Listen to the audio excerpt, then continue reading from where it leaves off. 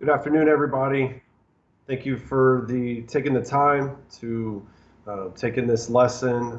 I first want to thank the Dyess Air Force Base Top 3, as well as the Altus Air Force Base Top 3 for giving me the opportunity to come to you and teach you the lesson I have today on corporate servant leadership. First, I want to introduce myself. I'm Technical Sergeant Seth Rose. I am currently stationed at Altus Air Force Base. And I have been in off and on now, and I'll explain that in a minute, for about 12 years now. I did have a 3-year break in service where I was in the corporate sector and learned a lot of lessons in the corporate sector as a human resource manager. I also, through my education and development of a dissertation, which currently on the pause, I was focused, my studies were focused on servant leadership, or how corporate servant leadership can be translated into a military sense. So from that, this is how a lot of these ideas that I'm bringing forth to you today were created. So without further ado, I want to talk about what the ideas of what this course are, what we'll talk about today, and then break it down in detail. So corporate servant leadership and how that translates in the Air Force. I want to compare how the Air Force conducts business compared to, say, your Fortune 200 companies that are successful, they're industry leaders, and how the Air Force can mirror that image. So your Fortune 200 companies, if you're looking at it from a even if you're looking at it from a customer, they're so successful because of how they conduct business and how they are serving their people and meeting their needs in order to interact with their customers and interface with their customers and give them the best possible experience. And as a result, they've been industry leaders. In the Air Force, I think that it's hard or even really as a military as a whole, sometimes it's very difficult to capture how to recreate that since there's no transaction of money necessarily. Each individual unit, each squadron, if we're looking from the Air Force perspective, is really its own company, its own entity, and we're each other's customers. So, finance is its own customer, or is its own business, and then I myself, who work in Operation Support Squadron, if I have an issue with my pay, I'm going to finance, and they're going to serve me just like any other kind of business transaction. If another unit, say it's a medical unit, needs to go to supply, maybe it's LRS, they again are their customer. So really, we're working hand in hand, serving one another, but then where the only difference is we're trying to affect the entire Air Force mission and make it stronger and better. So if we're taking care of our customers, they're going to want to come back to us to solve their needs. And in this case, they have to. But we can kind of fit that model as if almost they don't have to, and really kind of advance the Air Force forward and project the Air Force to achieve its vision and its mission, which is air superiority. So first, what we're going to talk about on how do we get to that overall mission, or that overall vision, excuse me. We have to understand different leadership principles and exactly what is servant leadership. So we might ask ourselves, what are qualities or attributes that we value in a great leader? Most of us were asked that, it's going to be trustworthiness, integrity, fairness, providing us the tools to succeed, honesty. But then the next question, if that's what we value in our leaders, and that's what we want them to have, the next question we have to ask ourselves, are we striving to model some of these same qualities and attributes? And I think most of us that are, but of course we make mistakes and we have to learn from those mistakes. But there are, every now and then, there are instances where maybe we're not exactly striving and meeting what our goals and our objectives are of our leaders. And then lastly, when we're thinking about those things, do those qualities promote good customer service? And I would submit that I think obviously they do. Um, those, if we're taking care of our people, and if we are giving them all the tools necessary for success, and we're being honest with them, we're being we're giving them model of trustworthiness, and they're going to enjoy coming to work. They're going to enjoy doing what we're asking of them to do, and as a result, when they interface with the customer, they're it's going to translate into good customer service. So, servant leadership theory, what is it? I mean, we've heard of transactional leadership theory. We've heard of transformational leadership theory. And those are pretty prominent. We've been taught those over the years, especially within the Air Force when we go to ALS, NCOA, maybe even senior NCOA. The servant leadership theory has kind of been almost more of a more prominent here, especially as of late. And really what servant leadership theory focuses on is prioritizing the fulfillment or followers' needs rather than satisfying their own personal needs as a leader. Some of the key qualities within those leaders are integrity and fairness, setting clear goals, and providing support and recognition for those people. Now, obviously, integrity and fairness, really all of them are self-explanatory. And probably the big thing that servant leadership theory does that I think stands out from the other leadership theories is really the support and the recognition. Recognizing great performances and doing whatever we can to thank them for doing thank our people for doing such a great job. And then support is obviously just that, but we're going to get into further detail how better I think the Air Force could really, from a squadron standpoint, can support our people a little bit better to achieving the vision and the mission of the overall Air Force. And we'll tie that in with how leading Fortune 200 companies do that. So what are some of the effects of this servant leadership? The effects of it it's a trickle-down effect. It has to start at the top with our most senior leaders, and it trickles down through the ranks all the way until you're interfacing with your customer base.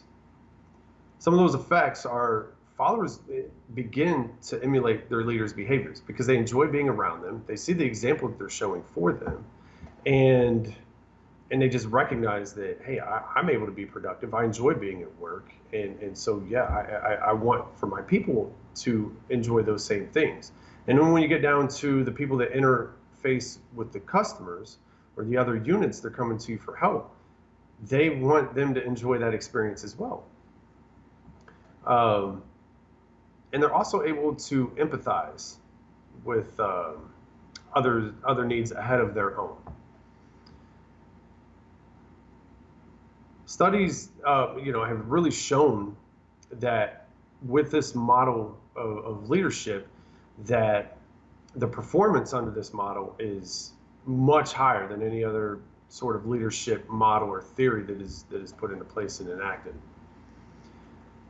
And the reason for this also is that there's higher levels of customer service awareness, and as a result, the whole machine kind of works together better, and they're able to have an enjoyable experience with the customers they're interfacing with. So where does this really become important when we're talking about our people, taking care of our people? When you ask a lot of people, and when I've taught this class several times here in the past, I typically ask the question, what are key and motivating factors for our employees? And a lot of times, and before I really started delving into it and studying this topic, I thought, as most people do, that salary has to be up there at the top, say, two key motivating factors. But in reality, that's not the case. Salary actually usually ranks in several of these studies about fourth or fifth. One of the top motivating factors for people are feeling rewarded and feeling valued for good performance. And also having trust in their leadership. They want to feel valued and want to be there at work and working hard for the people as long as they're being valued. And they also have to have trust in their leadership. Thirdly, and usually second or third in this is being empowered to make decisions. They want to have ownership in how the company or the organization is performing. You know, being allowed to make mistakes, being allowed to learn from those mistakes and have a stake in how the business moves forward. And they also want to have meaningful work that provides a purpose and a satisfaction. And then after all of that, then your salary is typically factored in as far as a motivating factor. So how do other Fortune 200 companies that are successful or not successful, how do they make this model work? So, you know, take off the uniform, think for a moment about who you like to do business with and who you do not like to do business with. And first we're going to start with who do you not like to do business with. A lot of places that come to mind would be maybe AT&T, Time Warner Cable, Bank of America, United Airlines. United Airlines, I mean, they had a tough rap there for a while because of, I think there was like some physical abuse being done when amongst the employees and the customers. So maybe Walmart's another example. And so when you think of these things, and why we don't, you know, what is the issue there and why people do not like to do business with them and why they're not industry leaders is they have slow response times to their customers. There's a lack of commitment towards their customers. Things are not getting done right the first time. They're slow on improvement. And as a result of all of those things, they're behind on competition. Because at the end of the day, how do we vote for businesses, right? Is through money, the transaction of money. So if we don't like doing business with them, we're not going to take our business to them. We're not going to continue to vote for them with our money. And as a result, without that money coming in, they are now falling behind, further and further behind the leaders within their industry. Now, at one time, they probably were better at this. They fell more in line with maybe what we value as people. But over the course of time, and after they've built their name brand recognition, they've lost sight of those things. So we've talked about the companies that we don't like to do business with. Now let's think about companies that are known for having great customer service and that we enjoy conducting business with, and what separates them from the previous companies. So when we think about places that we love to shop, places that we will return to over and over and over again, we can think of Amazon, Apple, Southwest Airlines, could be FedEx, Target. Now, what separates them from the other companies that are falling behind their industry leaders? They're expedient, they're fast, they're always pressing forward and to try to solve our problems as quick as possible if we do have a problem. And the reason for that is they have a strong commitment to their customer base. And really, they have a strong commitment to their employees, and as a result, they have a strong commitment to their customer base.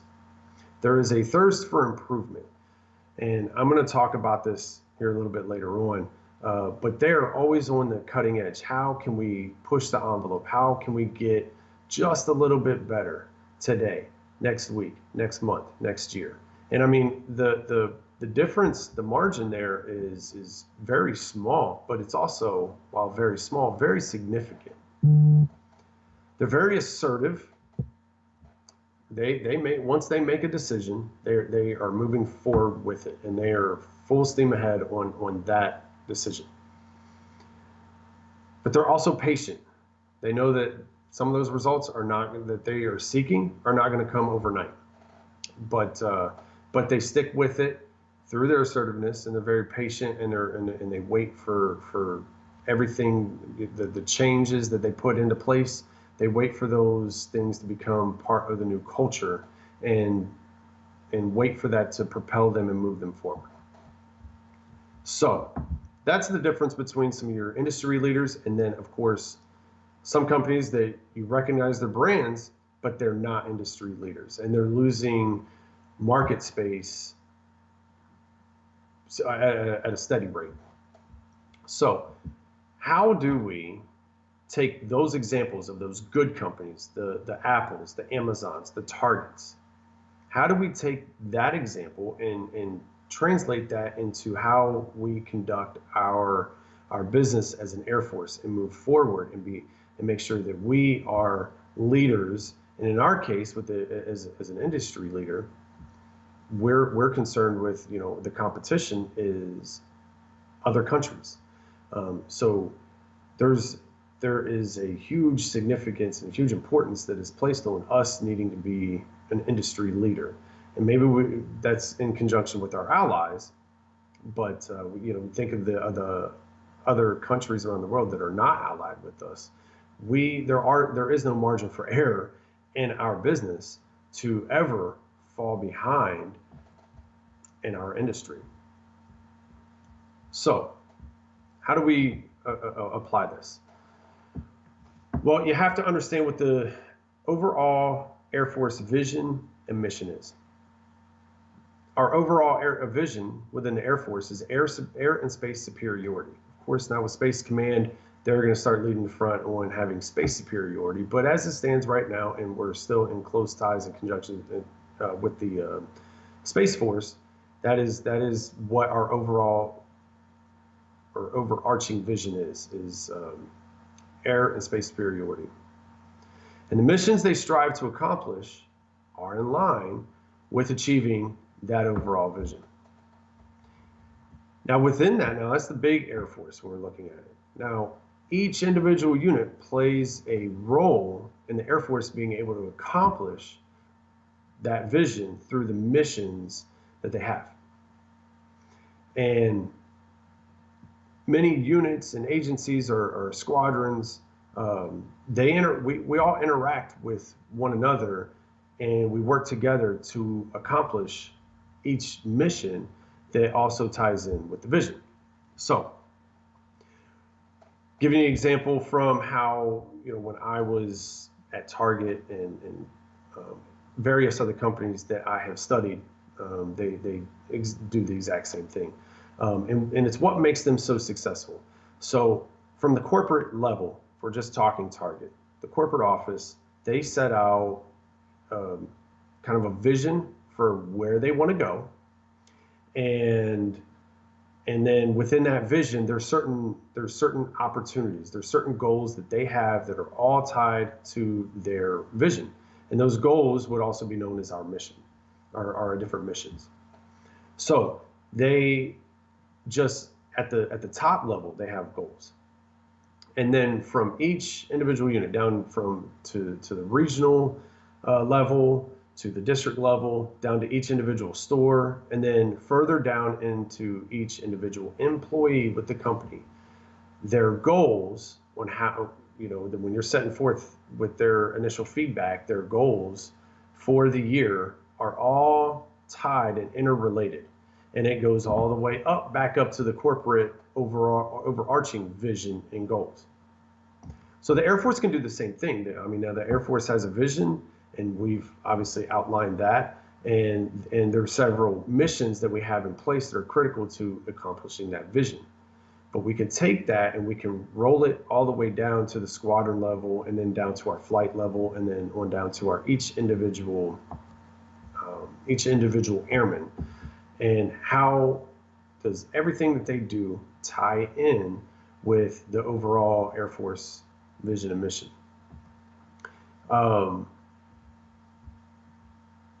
So the first question we have to start with is, what is the unit level vision and what is the unit level's mission? And this, in my opinion, from the different, my studies and when I compare the Air Force to these companies, I think sometimes the Air Force gets it wrong, particularly at the squadron level. Because the vision, as well as the various missions that we have to achieve our vision, and from a squadron standpoint, they're not, in the term that I taught the other day in another class, smart. They're not very specific. They're not very measurable. They're not attainable. They're not tangible, timely, or realistic. So when we give someone a feedback on on a ACA, or when we're sitting down with someone as far as their EPR, we're not always necessarily looking at how their performance is tying in with specific goals or missions, and how it's also tied to the unit's vision. For example, we look at a whole airman concept. We look favorably upon volunteerism, but do we necessarily look at how does that tie in with the mission? Now, of course, there may be a mission. Maybe the mission is to get community support so that they support us in achieving our overall mission and vision. But do we tie the two things in together? I don't think we do most times.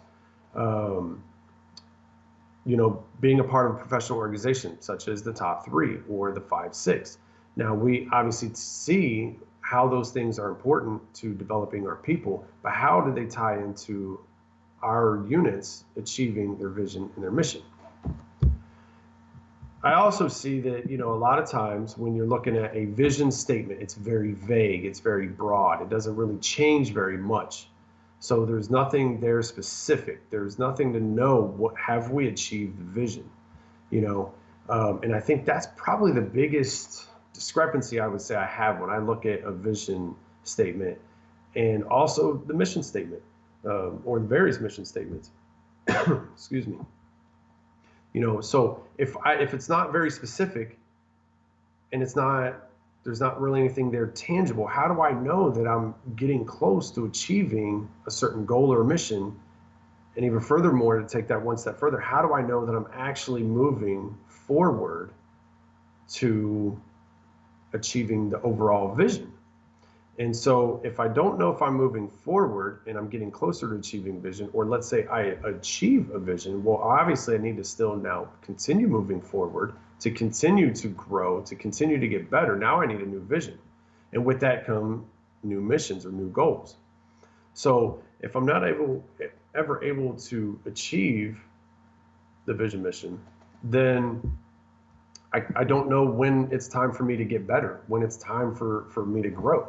And that's both from an individual standpoint, a flight standpoint, a squadron standpoint, a MAJCOM standpoint. We don't know.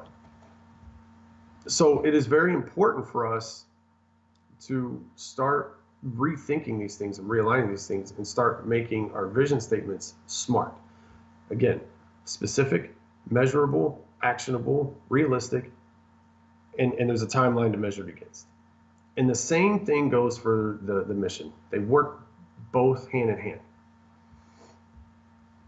So how does this mold into servant leadership? Now, as a servant lead, if we're servant leaders, we want to make our people better. We want to grow them.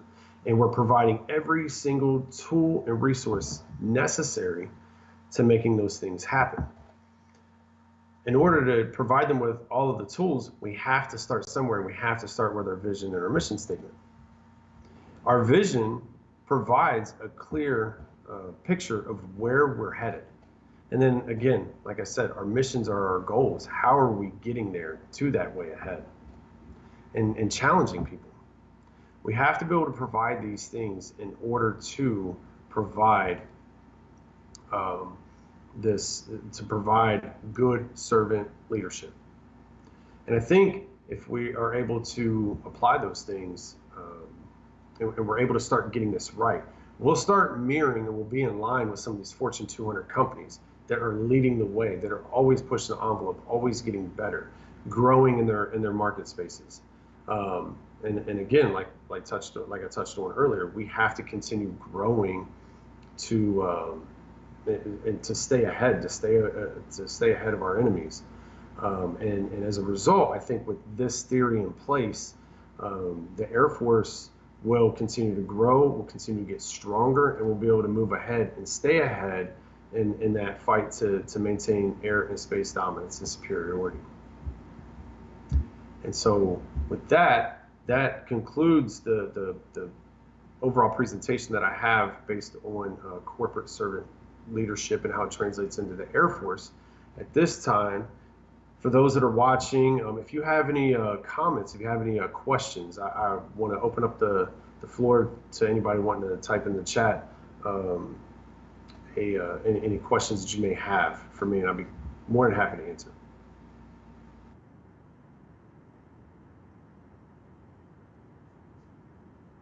Okay. So at this time, there are no questions. Again, I want to thank you, everybody that takes the time to watch this presentation. I hope that we're able to move our Air Force forward as a whole. I want to thank the Dyess Air Force Base Top 3 again for the time and for allowing me the platform and allowing me the opportunity to come and teach these theories, as well as the Altus Air Force Base Top 3.